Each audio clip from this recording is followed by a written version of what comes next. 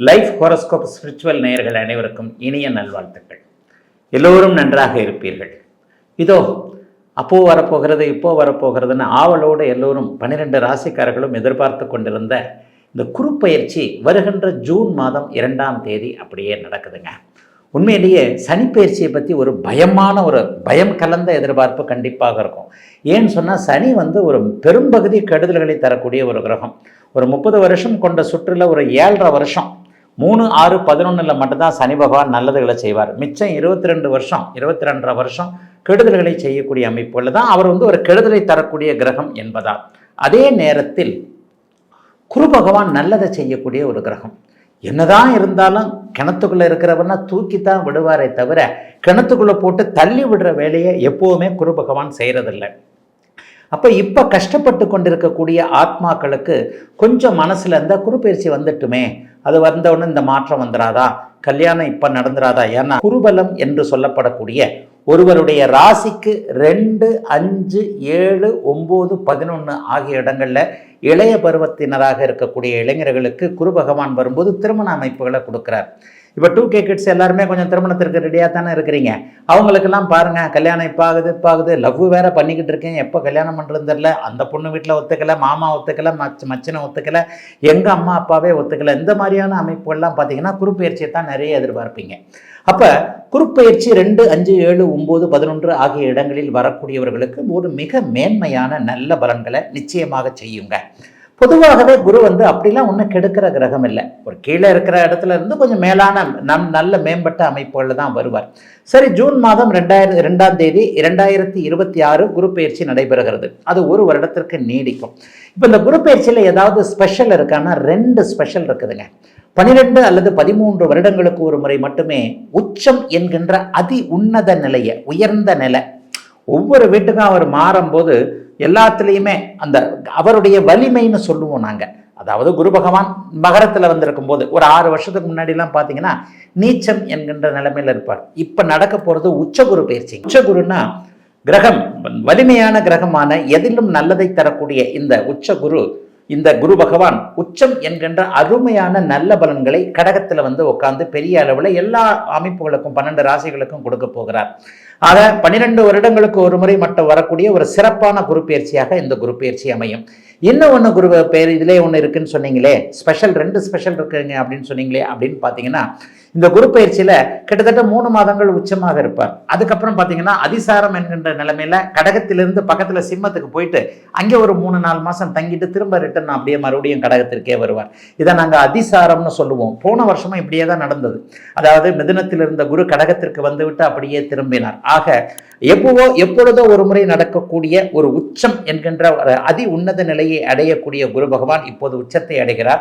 அந்த உச்சத்திலும் அதிசாரம் என்கின்ற 3 மாதங்களுக்கு அப்படியே டக்குன்னு முன்னாடி ராசிக்கு போயிட்டு அதுக்கப்புறம் திரும்ப பழைய இடத்திற்கு வரக்கூடிய அமைப்புகள் இப்போது உண்டு.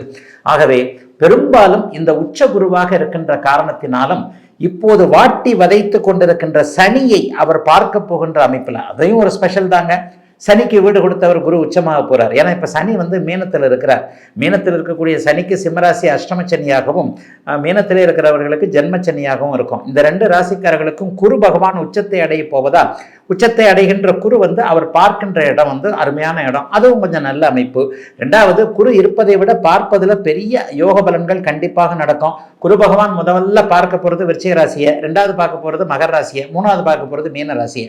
அப்போ இந்த குரு பகவான் பார்க்கக்கூடிய ராசிகள்னு சொல்லப்படக்கூடிய இந்த விருச்சிகம், மகரம், மீனம் இந்த 3ம் தற்போது பட்டு கொண்டிருக்கின்ற சிக்கல்களில் இருந்து ஒரு உன்னதமான உயர்ந்த பணவரவுகள் வரக்கூடிய, அந்தஸ்து கௌரவம் போன்றவைகள் வரக்கூடிய ஒரு நல்ல அமைப்புகளில் கண்டிப்பாக வரும். ஆகவே இந்த ஜூன் மாதம் 2ஆம் தேதி நடக்கக்கூடிய குருப்பெயர்ச்சி 12 ராசிக்காரர்களுக்கும் என்ன மாதிரியான பலன்களை தரும்ன்றதை இப்போது தனித்தனியாக பார்க்கலாம்.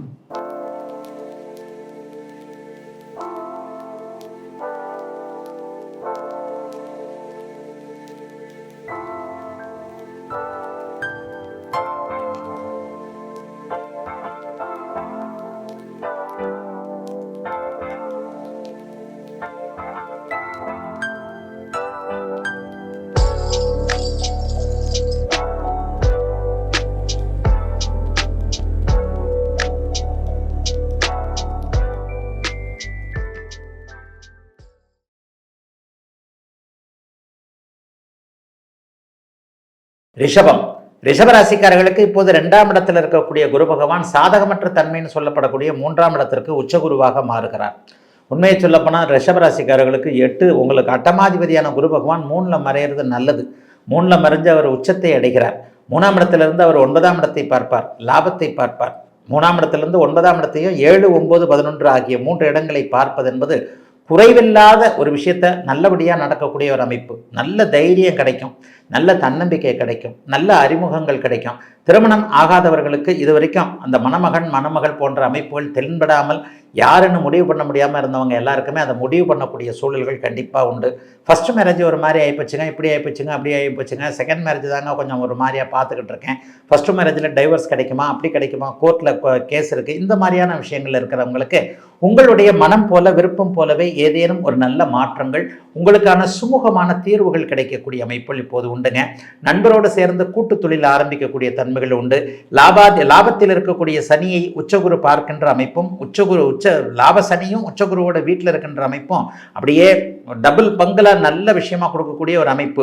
வியாபார பெருமக்களாக இருக்கட்டும், விவசாய பெருமக்களாக இருக்கட்டும், தொழில் முனைவர்களாக இருக்கட்டும், எதையும் தைரியமாக ரிஸ்க் எடுத்து செய்யலாம். இந்த 3ஆம் இடத்துல வர்றவர் அப்படி பண்ணுவார் இப்படி பண்ணுவார்னு பார்க்க வேண்டாம். 7ஆம் இடத்தையும் 9ஆம் இடத்தையும் 11ஆம் இடத்தையும் அவர் பார்ப்பது தொட்டது துளங்கக்கூடிய ஒரு நல்ல அமைப்புகளை குறிக்கக்கூடிய ஒன்று. கணவன் மனைவி உறவுகள் சீராகும். காதலன் காதலி உறவுகள் புதியதாக வரும். இவரை காதல் பண்ணலாம், அவரை காதல் பண்ணலாம். அந்த காதல் கல்யாணத்தில் முடியக்கூடிய அமைப்பு உண்டு.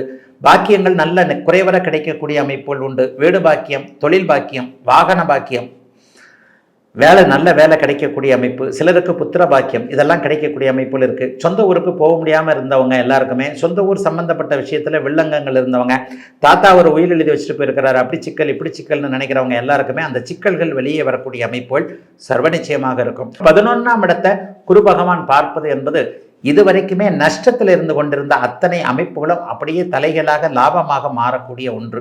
விவசாய பெருமக்களுக்கு நல்லா இருக்கும். வியாபார பெருமக்களுக்கு இதுவரைக்கும் இருந்து வந்த போட்டி அமைப்புகள்லாம் அப்படியே விலகும். அண்ணன் அக்கால்கள் சம்பந்தப்பட்ட விஷயத்தில் கொஞ்சம் ஒரு மாதிரியான சரியான நேரத்தில் என்னை கை விட்டாங்க, எங்கள் அக்கா கை விட்டுருச்சு, எங்கள் அண்ணன் கை விட்டாருன்ற மாதிரியாக இருப்பவர்கள் எல்லாருக்குமே அண்ணன் அக்கால் மீண்டும் உதவிகள் செய்யக்கூடிய அமைப்பு. சிலருக்கு தனிப்பட்ட முறையில் நீங்களே சொந்த காலில் நின்று மற்றவங்களை காப்பாற்றக்கூடிய அளவிற்கு வருமானங்கள் வரக்கூடிய அமைப்பு.